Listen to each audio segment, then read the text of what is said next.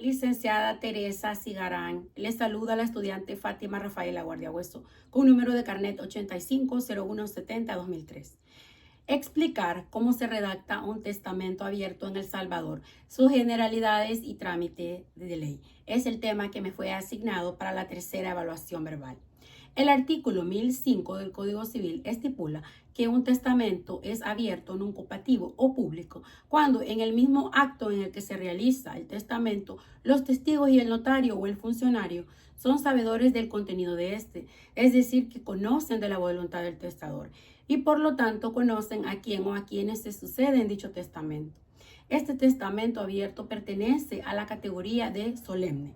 Por regla general, toda persona puede otorgar un testamento, a excepción de los inhábiles para atestar que nos establece el artículo 1002 del Código Civil.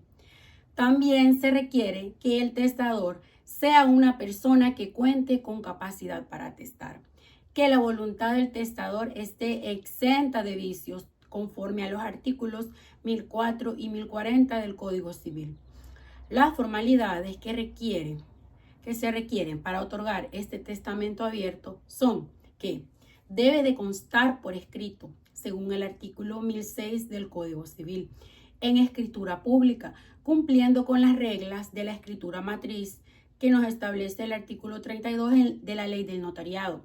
Y tal como lo menciona el artículo 1012 del Código Civil, el testamento puede haberse escrito previamente o hacerse en varios actos. Pero esto no exime de la lectura de su contenido, que debe de hacerse en voz alta por el notario o funcionario autorizante. También este testamento abierto debe de otorgarse ante funcionario competente, esto en cumplimiento del artículo 1009 del Código Civil. Por regla general, esta regla se refiere al notario, pero el artículo 40 de la Ley del Notariado nos establece que también se puede otorgar ante juez de primera instancia con competencia civil en todo el territorio de la República o ante cónsul o agentes diplomáticos que se encuentren realizando misión diplomática y que estén acreditados en país extranjero.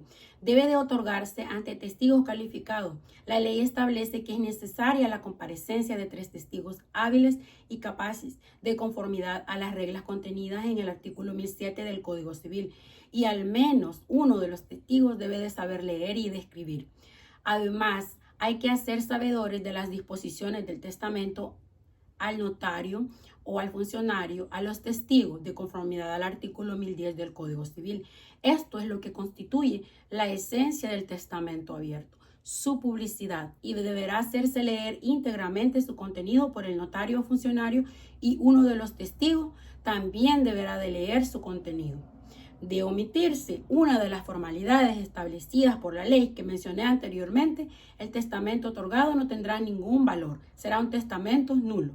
Como caracteres especiales, el ciego solo podrá atestar non compatibilmente y ante 5 testigos, según lo establece el artículo 1014 del Código Civil.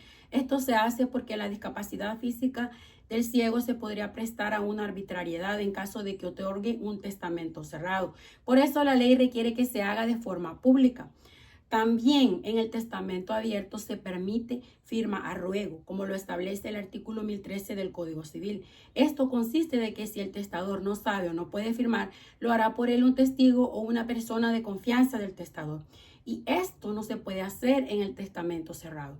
También muy importante tener en cuenta de que el notario debe consignar en la escritura matriz circunstancias sobre las estipulaciones, las asignaciones, el derecho de acrecimiento, la sustitución vulgar en su caso, la designación del tutor testamentario, la comparecencia e identificación de testigos, la circunstancia de hallarse el testador en su sano juicio, entre otros. El notario debe de extender un testimonio de dicho testamento y presentarlo en la sección del notariado o en un juzgado de primera instancia competente en un plazo no mayor de 5 días al día siguiente de su otorgamiento. De lo contrario, será sancionado. Como podemos ver, la ley da toda la potestad para que este instrumento sea válido y legal, independientemente de la persona a quien el testador designe como heredero o como heredero. Por supuesto que cumplan con los requisitos de ley, tanto la persona del heredero como los requisitos que la ley establece, como lo son la capacidad de testar y la dignidad del heredero. Hasta aquí mi intervención. Espero haberme dado a entender. Muchas gracias.